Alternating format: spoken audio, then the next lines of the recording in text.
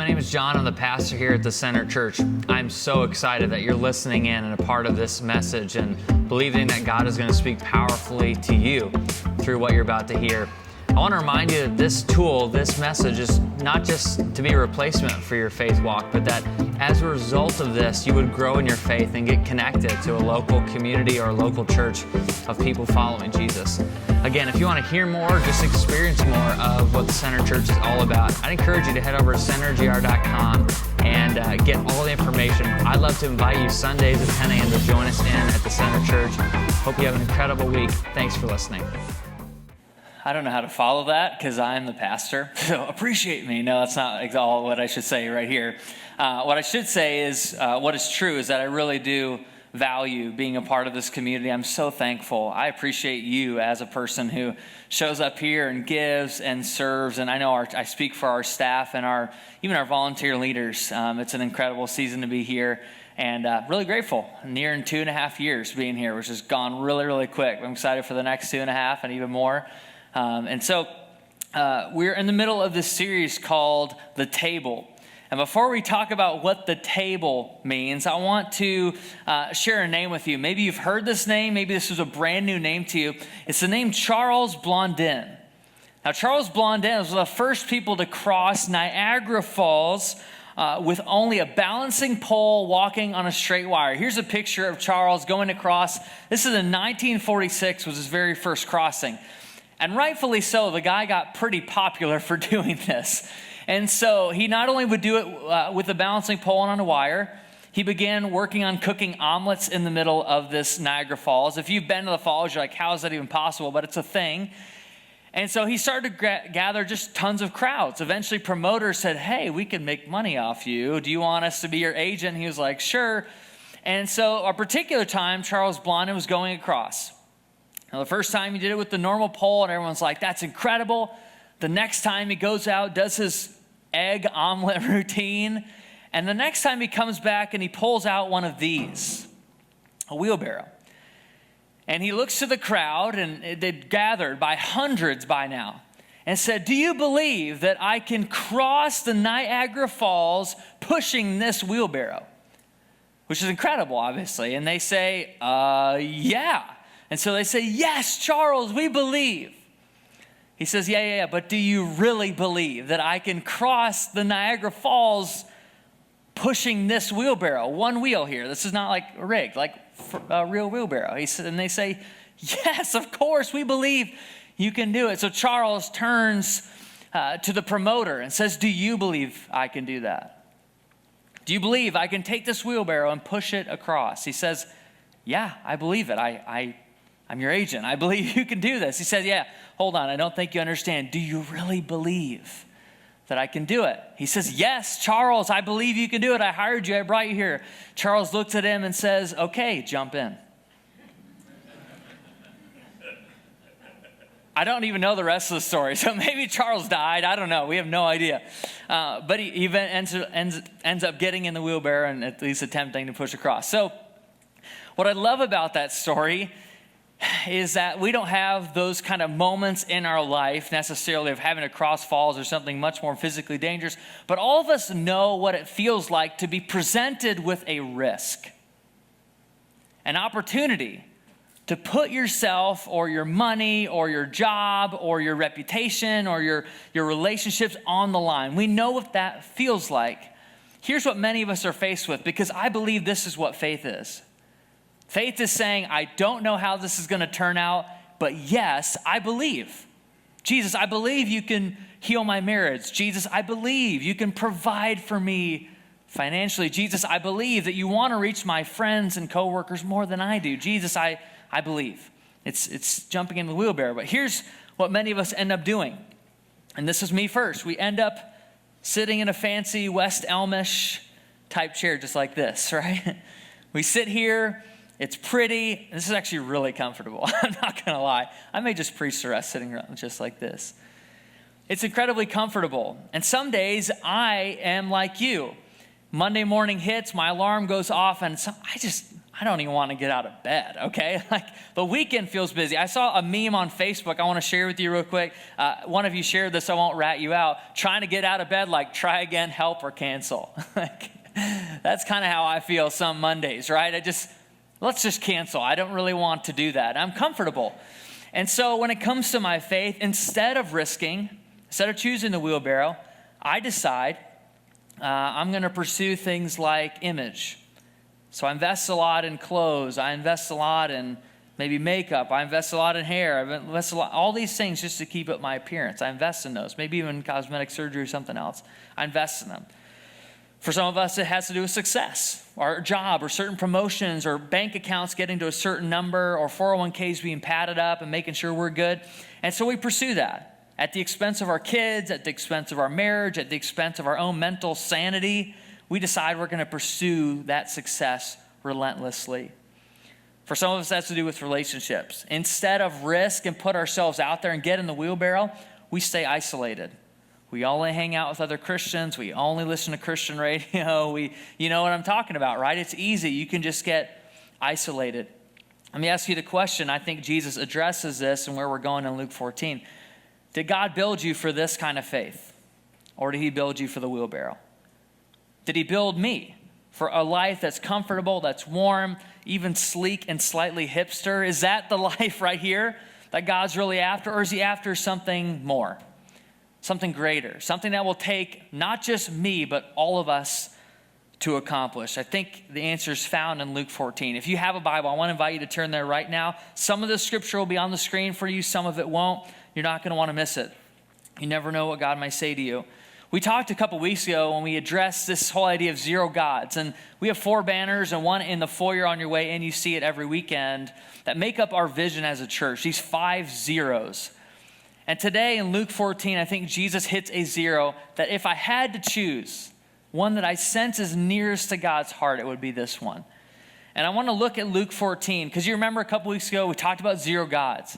And we went through this parable in Luke 14 of all these guys that had excuses, reasons why they couldn't show up to the great banquet. They couldn't be a part of joining Jesus at the table. The first guy, I bought a field. I must go see it. Please excuse me.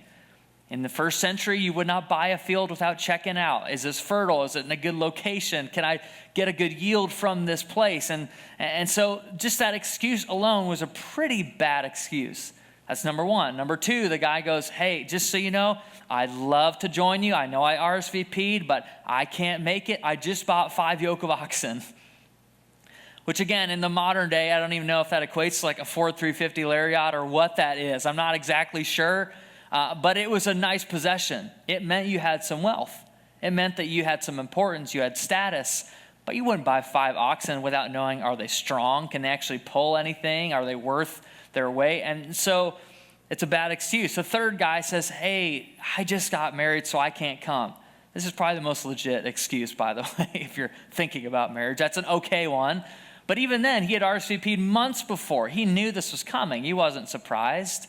And yet they all reject the invitation. They say, I don't really want my seat at the table. I don't want to be a part of the kingdom. And here's where we pick up the parable in verse 21. Jesus said that the servant came back and reported these excuses to his master. Then the owner of the house became angry and ordered the servant, go out quickly into the streets and alleys of the town and bring in the poor, the crippled, the blind, and the lame. Sir, the servant said, what you ordered, it's been done. But there's still room.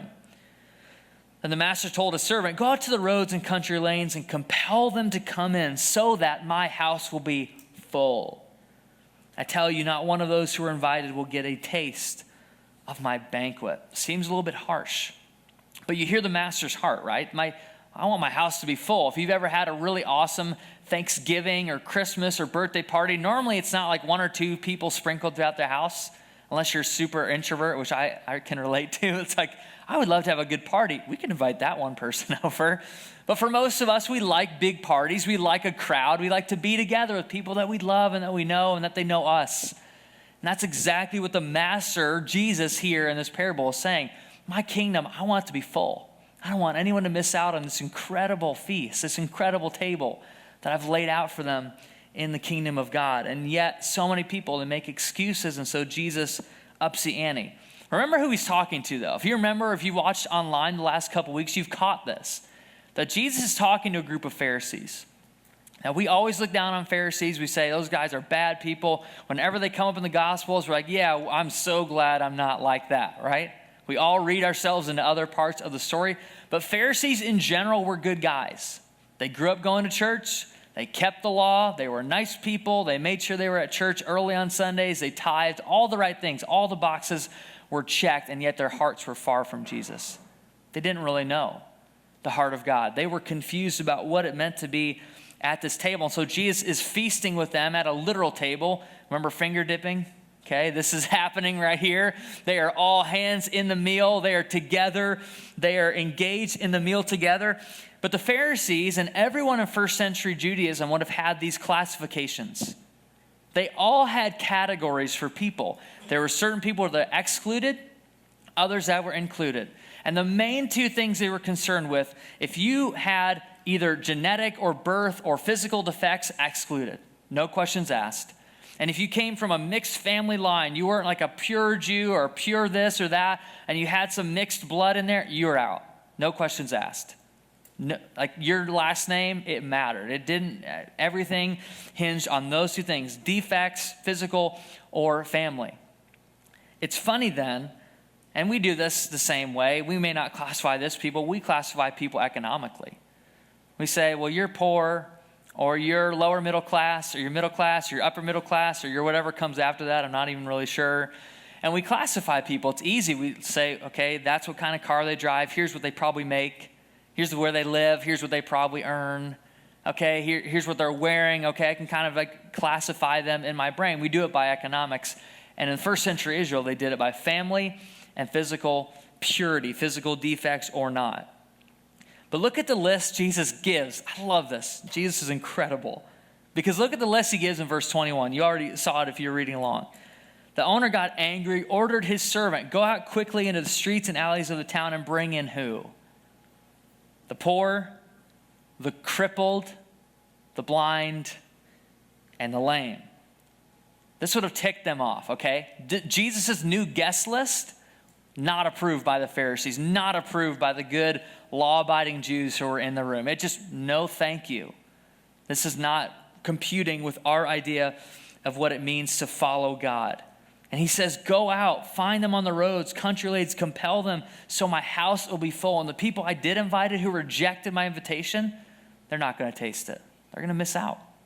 This banquet I prepared for every single person, they refused it. They've pushed away. They've made excuses. And so Jesus says, I don't care if they're poor, they're crippled, blind, lame. I want them all. Bring them to me. Defects and all, they're part of my family.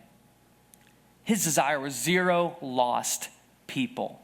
He wasn't content with having a few friends and some servants. He wanted 0 people to be uninvited to the table of God. And here's what I think is profound about this list he gives. See, Jesus doesn't give a ton of reasons. Well, guys, here's why they're poor. Guys, here's why they're crippled or blind or lame. Here's why they have all these defects. He doesn't even go into that. See, Jesus doesn't care about how someone gets lost. Jesus cares about when they get found. It's true. Jesus, before you came to him, if you have a relationship with him, you know this. He didn't run you through a list of classifications. Well, here's how you sinned, or here's who you slept with, or here's how much you drank, or here's how much you're spending on yourself. I'm sorry, you're going to have to wait till there's another invitation coming. He doesn't do that. Jesus doesn't sit around and reason with Pharisees. Well, here's why this happened. There's miracles that later happen in the Gospels where they say, who sinned, this person or their parents? Jesus doesn't even address the question. He's like, that you're missing the point. The point is I can heal. The point is I save. The point is that in me is eternal, significant, real, lasting transformation. He doesn't get concerned, and we always get concerned. Well, here's why they're that way. Well, this is how they grew up, or they should know better because they were in church before. Now they've walked away, or they used to attend this church. Now who knows where. Jesus doesn't care. Doesn't care about how they got lost, but he cares infinitely about when they get found. And he speaks to this by who he invites. the people that didn't make the list, that would have never been on a Pharisee's guest list, he challenges them to take the role of a servant. Instead of saying, okay, let's discuss who's invited, Jesus says, a servant went out and he found these people and I sent him out. And he's saying the same is true for the reader. You are the servant. You are the one to go out and bring the people from every way, every place, everywhere that they were excluded. Go to those places first. That's the whole reference here in the streets and alleys, or you see it in verse 23, the roads and country lanes. These are all places that were not kosher. These were not okay. Roads and country lanes meant leave the city. Leave what's familiar. Go to somewhere that's hard, somewhere where they're mixed blood, they're jacked up, they have a bunch of problems. In fact, there was an entire list. We found it in the Dead Sea Scrolls, this archaeological dig where we get many of our sources for the scriptures. In the Dead Sea Scrolls, there's actually a list that says, here are the defects, here are the problems, and if you have these, you're out. And they're all things like a broken foot, sexual dysfunction, problem seeing. I think all of us have at least one family member who's experienced something that was on that list. I'm not even kidding. It's just all over the place. It would cover maybe even some of us. And Jesus says, go to those people. The people who you don't think are worth the risk, who aren't worth the wheelbarrow. Go to those people. And it's those people I want to invite. And he was desperate, willing to risk it all, laid it all on the line so that 0 people would be lost. That's why in Luke 15, as we read a couple weeks ago, Jesus tells the story of 3 things that were lost: coin, sheep, and the lost son. And Jesus wasn't content with, well, I've got this many. I've got 99 sheep. We shouldn't worry about that one random straggler. Let him go. It's his fault. He doesn't care. He pursues it. He says, I'm going to chase it down. The woman with the coin didn't say, well, here's how much I have in my savings. This coin is pretty much irrelevant to the equation. She flips the house over looking for the coin. The same thing happens when it comes to the prodigal son. The father doesn't sit there and just kind of stroke his beard and say, well, guys, I'm pretty comfortable with one. One son's good enough. If I lost one, that's all right. It's his fault. He chose the inheritance. He blew it all. He's out of here. I don't have to deal with him anymore. No, he literally chases him. He embarrasses himself in the entire neighborhood. They didn't wear a lot of fancy underwear, all right? He's wearing literally a toga, and the dude is running. Just picture that weird of a scene. You're like, there goes Mr. Jones again, like running down the street, showing everybody his business, and yet he's unashamed. He just goes. And that's how Jesus describes his love for his kids. I'm going to run out. I'm willing to risk it all. I'm willing to put it on the line. I'm willing to be embarrassed and let my reputation get tarnished. It's the same thing happens, and you've probably had this if you have a smartphone or even an iPhone specifically. You get these things called Amber Alerts. How many of you have gotten one of these on your phone before? Just quick show of hands, making sure everyone's phones work all right. Okay, pretty much everybody. That's good to know. But something happens. Now, this is maybe bad to admit, but something happens when I get an Amber Alert on my phone. Normally, I'm like in the middle of a meeting, I'm writing an email, I'm working on a message, I'm at lunch or dinner with somebody, and I get those, and I look at it for about 5 seconds. And I'm like, man, I wish this thing would stop vibrating. It's so annoying. Unless that was my kid. I'd want all of you to leave whatever we're doing right here and start looking for my kid. No questions asked. Even if I had multiple, some of you have multiple kids, like you would never say, well, I got 3. What's a 4th? Let it go. Like, we tried. We got 75%. Isn't that good enough? Like, I've got 4 kids in my family, and just picture if I, as the oldest, said, you know what, my sister Jordan, I mean, she's beautiful, she's super nice, that's awesome, but we'll find her at another point, okay? I'm a little busy, all right? I've got this meal going, okay? That's exactly what we do. We have that thing that psychology calls the bystander effect. When there's an emergency or problem, or you see someone with a flat tire on the road, everyone drives by. Like, I recently had a flat tire. I can't tell you how many people passed me because everyone in their mind says, I got stuff to do. Or they're like, well, someone else is probably nicer than me and we'll stop. That's how I think. Also, I don't know how to change a tire, so that was a learning curve for me, okay? First time, there I was, and I was like, please, Lord, I have to look completely desperate here. Like, and nobody. Like, I had to call a friend and be like, I'm doing this. I want you to come confirm my work, okay? I will watch you, moral support. But it's that bystander effect of everyone else just zoom by down 131. They're like, well, someone else will get it. Someone else will help that poor guy. Someone else will figure it out.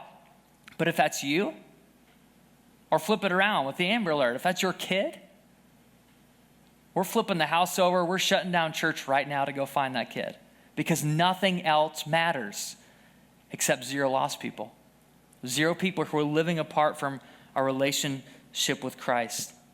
I want to invite Brendan up, and we're going to do something that's kind of unique. We're actually going to sing, let him lead and sing over us as a part of this. I want to just encourage him up, but I want to say a few things before we go into the song.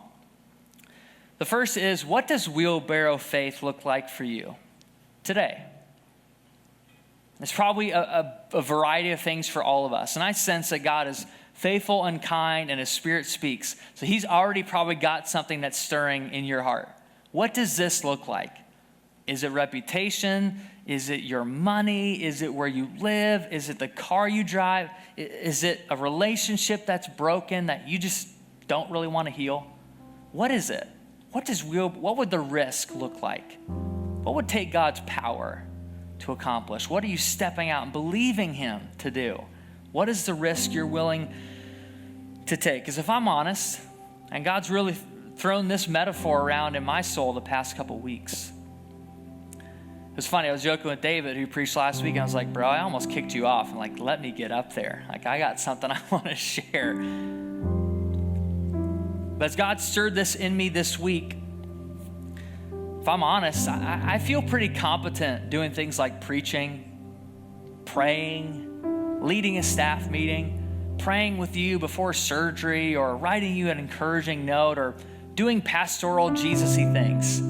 I feel pretty competent in that. Here's where I don't feel competent. When we pray and we seek God about a facility, that the numbers when we talk about it are way, way bigger than my personal bank account, I feel incompetent. When it comes to your friends and family who you want to see come to Christ, that I have 0 control over, I wish I could control it, but I feel totally incompetent to reach them. It puts me in the wheelbarrow. It puts me in a place of risk because I can't control it. And I am a bona fide control freak. I wish I could. There's people in my direct family, my immediate family, who I want to see come to Christ, and I could share my faith with them till my mouth is blue and it may not affect them. That puts me in the wheelbarrow. So I can't do it. I feel incompetent. It feels too big for me. And my step of getting in the wheelbarrow is something really simple as, not simple, something as maybe simple to you, really big deal to me, of actually buying a house. Of saying, God, no matter what the future holds, no matter if you bless what I'm trying to do, no matter where we end up with buildings, no matter where we end up with lost people, no matter what you want to do through our ministry to the hurting, I'm going to put my roots down, and I'm here. And you can use me however you want to use me, but I'm not going anywhere. And 2.5 years later, I've wrestled with that. Because there's been days where I'm like, did I miss something? Like, I thought this is what we were supposed to do. And even in Lindsay's work and her role, as amazing as it is, there's been moments she comes home, and she's homesick right now, by the way. She didn't skip because I'm talking about her. But she comes home and she's like, man, today has been hard. Did I miss something? Are we not doing enough? Or have we missed the boat on what God's calling is? And us getting in the wheelbarrow, and praise the Lord. Thank you for praying for us. We got an offer. We're moving in a couple weeks. I can't wait. As much as I love apartments and secondhand marijuana, I'm very excited, okay? All right? Is that honest enough for you? As much as I have compassion for people that smoke, just don't do it under my deck, all right? I have compassion for those people, but I struggle, okay? I'm just being honest. So me getting in the wheelbarrow is like, God, I'm going to jump out in faith. I believe if I buy a house, you're going to provide. You're going to make it happen. I can trust you.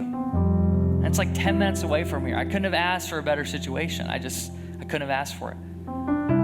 So we're stepping out. So in a couple weeks, we're here. Our kids are going to grow up here. We want our kids to grow up in this church. We want to be a part of it. We're not going anywhere. So we're going to put roots down, but it's a wheelbarrow for us. I don't know what your job is like, but pastoring can feel very uncertain. I'm saying no matter what, I'm going to take a step out. I'm going to risk. I'm going to go for it. And that has come really to bear on this whole issue of tithing for us. Because for Lindsay and I, we decided day one, I said, even like our premarital counseling, this months leading up to it, I said, here's one thing I feel convicted about, that we need to give 10% of our income. I don't care if you talk about gross, net, whose income, err on the side of generosity when it comes to that conversation, okay? We just said we're going to give 10%. We're not just going to give 10. We're believing that God, when we get in the wheelbarrow with him, is going to allow us to raise that 1% every single year we're married. We've been married almost 6 years. That doesn't get easier, by the way, okay? But we've said we're committed to it. We're going to give it. We're going to show generosity because God has been generous to us. And this is not, trust me, I'm not trying to toot my own horn here. But we believe that when we step out into the wheelbarrow, you're going to meet us right where we're at. And we've never gone hungry. We've never been too cold. We've never struggled with cars for an extended period of time, right? We've never had any issues that were life-threatening. Okay, my dad had a heart attack on Tuesday. That's life-threatening. We've never had a situation that's felt like that urgent. He's taken care of us. We've been in the wheelbarrow with him. But even today, he's saying, John, are you willing to get back in there? There's been moments the last month where I feel like it'd be really nice to just sit back and kind of rest. Like my car has cruise control. That's kind of what I want to do sometimes with my faith, and just put it in the back, just rest, kick the seat back. If I had a Tesla, I'd say it'd drive itself, okay? I don't. If I did, I just want to be comfortable sometimes. And yet the call for me and the call for you, every single one of us, is get in the wheelbarrow. Wheelbarrow faith is what you were built for. It's what we were built for. And here's the reality, friends. God has called us to an incredible mission, an incredible table, an incredible kingdom. But right now, and you see the bulletin, you know, we're about 5 months away from having to dip into cash reserves in our bank account as a church. We're $15,000 behind where we need to be to end in the black this year. This is not fatalistic, and it's a mere $15,000. You know why it's mere? That seems like a big chunk of money to me, and if I could write a check and just put it in, I would, but I can't. I say mere because do you think God's paralyzed by $15,000? Seriously, do you? I don't. You think God's paralyzed by the family issues that you have right now, and he's just like, well, it's just too much? Do you think God looks at your marriage that looks good on the outside, but it's pretty rough on the inside? It's too hard. I'm sorry, guys. You're on your own. He doesn't do that. We serve an incredible miracle-working God. Do you think God is paralyzed by that? But here's what I believe he's challenged me with. I sense this is for us. But I need us to be praying and inviting lost people to Center Church. Not because I want more people in here, but because God wants more people in his family. There's some people who may never accept the gospel message without you inviting them. It doesn't happen. I need us to make it a point to show up each weekend till Christmas and engage it with our whole heart. See, for some of us, there's a lot of things that get in the way. And I'm not hammering down on attendance, but it is important that you're here.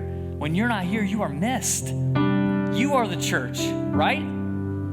It's not this building. It's not what we're doing. It's not what John says is important. You are the church. We are the church. It's important that you're here, that you worship with reckless abandon, that we stop caring about what other people think. If we can't be bold and upfront and expressive in this room, don't expect that to happen in other places. It starts right here. I need us to demonstrate radical generosity. For some of you, that's upping it by 1%. For some of you, you're like, I've never trusted God with my money. In fact, I'm skeptical about the church. I don't know if they even deserve my money. And chances are there's a lot of conversations we can have that still may not convince you. I'm just saying get in the wheelbarrow and trust him. There's systems and safety and security. I believe your money is well stewarded when you give to Center Church. but I can't make you get in the wheelbarrow. That system cannot make you get in the wheelbarrow. That $15,000 did not just magically appear. God wants to use you and use me. We serve a big God who can do miracles, and I want to be a part of one with you. That doesn't happen right here.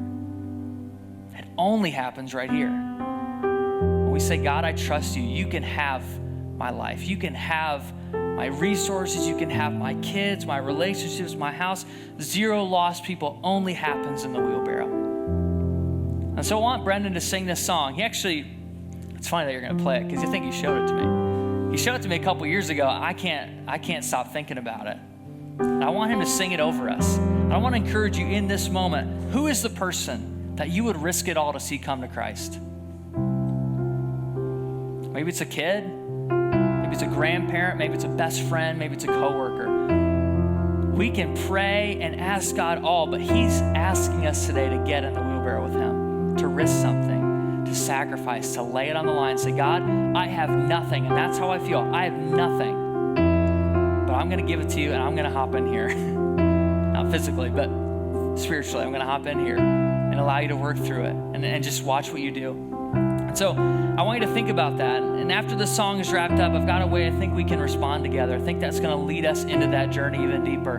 But I'm just going to invite him to sing. I don't even think the words are going to be up here. I just want you to listen, to pray, to reflect, to think, who is that person I would risk it all to see return to their first love? I don't know about you, but when I sit there and I think about that name, it just boom, pops right up. I know exactly who.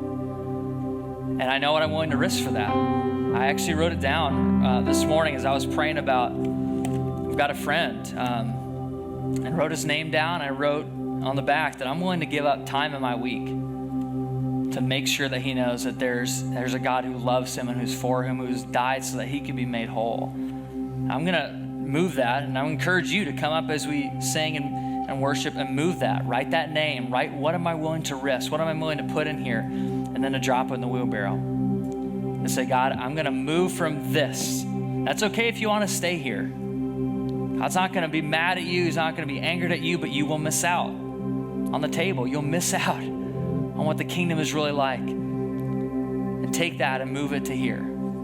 Say, God, I'm willing to put it on the line. I'm going to put it in the wheelbarrow. And then we're going to celebrate something. I can't think of a better way to end today by celebrating a baptism, which I think is so cool. It's literally the moment where someone says, I was lost, and Jesus didn't care and give me a bunch of reasons why I couldn't be found. He just said, I care about when you're found, which I think is incredible. I think that's the story we all should embrace, a story that if you've been saved and rescued, that's your story as well. And again, we kind of practice open baptism. So as the band leads and we celebrate that baptism, if you're like, today's my day, I don't want to wait anymore.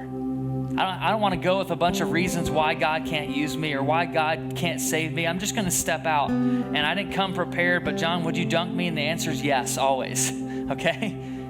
If you're a student, if you're wrestling with that, and you know that's your next step, Pastor Brendan would love to do that. If you're in Center Kids, we're celebrating that Alicia, our kids director, gets to baptize somebody today. I mean, it's incredible. So it's open. It's ready. God is here to rescue. So let's, as the band leads us, let's respond. You may need to work through this. Maybe a name is really a struggle for you. You have like, I have no idea. Everyone I know is a Christian. There's probably a good chance there's somebody though. And to come up, write that. And what am I willing to give up? What am I willing to risk? What am I willing to sacrifice? Drop it in the wheelbarrow as we respond. So let's sing and let's worship together.